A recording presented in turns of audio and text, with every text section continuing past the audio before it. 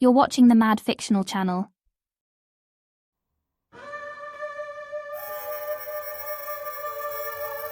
The Madd Fictional Imagination Playhouse presents I Fell Through Hell, a short story by Rhyan Scorpio-Rhys.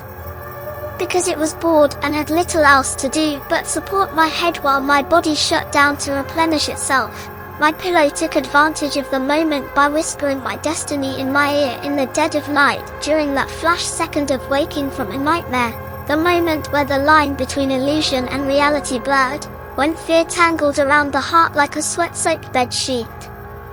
It said, "Heaven holds no place for you." It spoke to me in English but with a tongue drenched in an accent I was unable to place. Some dead language known only to old pillows, I supposed. My own unique brand of pillow talk first happened when I was a child, and in defiance of all the childhood messages that slipped away unremembered, this one had taken root. I had accepted my fate at a tender age and decided to play the hand I was dealt.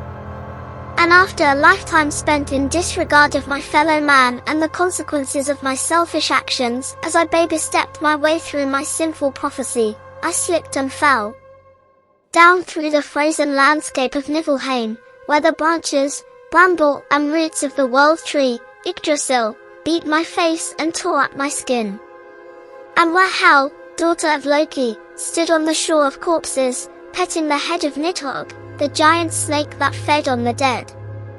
I was carried along on the poisonous snake river, Tuoni, and brought through Tuonela, a place not wholly unlike Earth under the gloomiest conditions, where the maid of death, Titi, cast me down further for bringing no provisions as a tribute.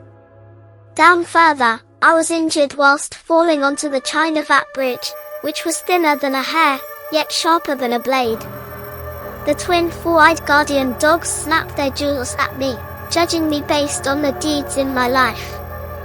The bridge turned on its side, for my bad deeds outweighed the good, and pitched me into the demon-filled pit below, where the demon Desarish dragged me into the house of lies, a place of disgusting filth, where I was served spoiled food and tortured by demons, hundreds in number, each representing a specific sin, before Apeosha, the demon of drought and thirst, and Zyrika, the demon that makes poisons, cast me further down.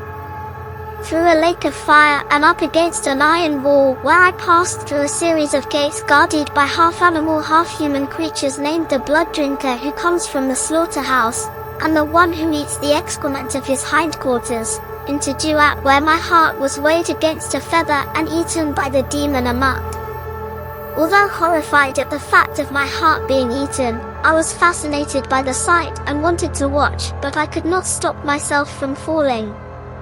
Down through Gehenna, a deep and desolate place in which noxious sulfuric gases hung in the air and flames continuously burned and rained from the sky into rivers of molten metal, and where the followers of Moloch sacrificed children in the great fires.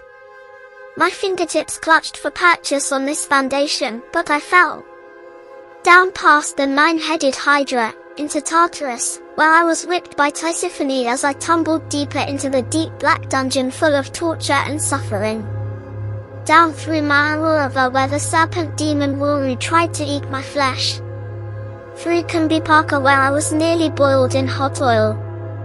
Through Diu where Yama Loki of Naraka condensed the 96,816 hells into 10 sections, the chamber of tongue-ripping, the chamber of scissors, the chamber of iron cycads, the chamber of mirror, chamber of steamer, forest of copper column, mountain of knives, the hill of ice, cauldron of boiling oil, chamber of ox, chamber of rock, chamber of pounding, pool of blood, town of suicide, chamber of dismemberment, mountain of flames, and chamber of sore.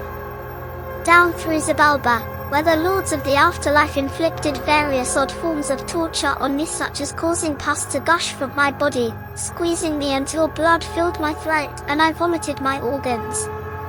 Before being cast even lower into rivers filled with blood, scorpions, and pus, where I cascaded over a waterfall to my final death, crashing into oblivion and shattering into millions of pieces.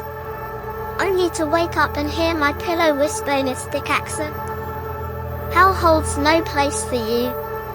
So, again I lost my footing and fell, through limbo this time, into. You've been listening to the Madd Fictional Imagination Playhouse presentation of I Fell Through Hell, a short story by Rhyan Scorpio-Rhys. Thank you so much for watching, and hopefully you enjoyed yourself enough to like the video and subscribe to the channel. And don't forget to click the notification bell to be alerted to our new videos when they drop. Cheerio, bye till next time.